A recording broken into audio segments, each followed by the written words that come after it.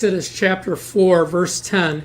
It says, Then Moses said to the Lord, O my Lord, I am not eloquent, neither before nor since you have spoken to your servant. I am slow of speech and slow of tongue. Now, this isn't really true. This is true years after he left Egypt. When Moses was 40 years old, it was when God called him and he killed one of the Egyptians and knew he was a deliverer.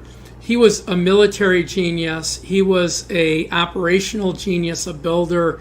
He was a great orator. He grew up in Pharaoh's household. He had the best education that you can have. 40 years in the wilderness now. He's lost confidence in himself.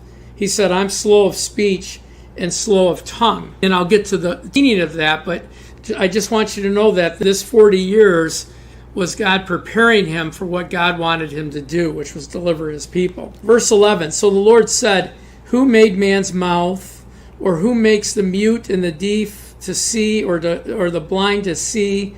Have I not the Lord? Now therefore go, and I will be with your mouth and teach you what you shall say. Verse 13, But he said, O my Lord, please send by another hand whomever you will send. Verse 14, The anger of the Lord was kindled against Moses, and he said, Is not Aaron the Levite your brother? I know that he can speak well, and look, he is coming out to meet you. When he sees you, he will be glad in his heart. Verse 15, Now you shall speak to him, put words in his mouth, and I will be with your mouth and with his mouth. I will teach you what you shall do. So he shall be your spokesman to the people, and he himself shall be as the mouth of you, and you shall be as the mouth of God. And you shall take this rod in your hand, with which shall be a sign. And so I want you to see here the weakness of this man. Sometimes when we look at a human resume, I mean, he was a great military leader. He was a great leader, a great organizer. He built construction projects. He had the best education. He had the best that anyone could have on earth because he was part of the royal family. But that resume was in the way of God using him to deliver the people the way God wanted to deliver them. I mean, his natural abilities were in the way.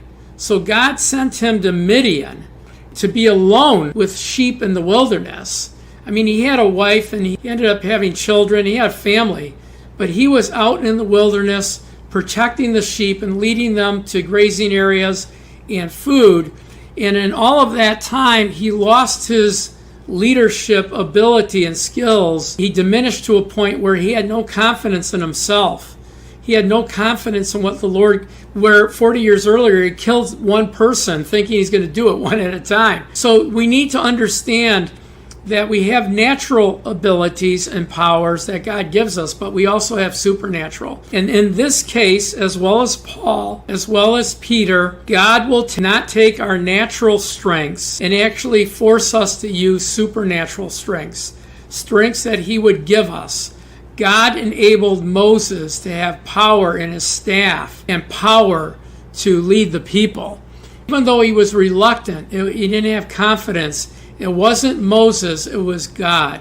It wasn't Paul. Paul was trained in Judaism, yet God sent him to the Gentiles who didn't know any of the Bible characters or stories. God sent Peter to the Jews. So when we look at God and his working in our life, you may have natural abilities that we can use.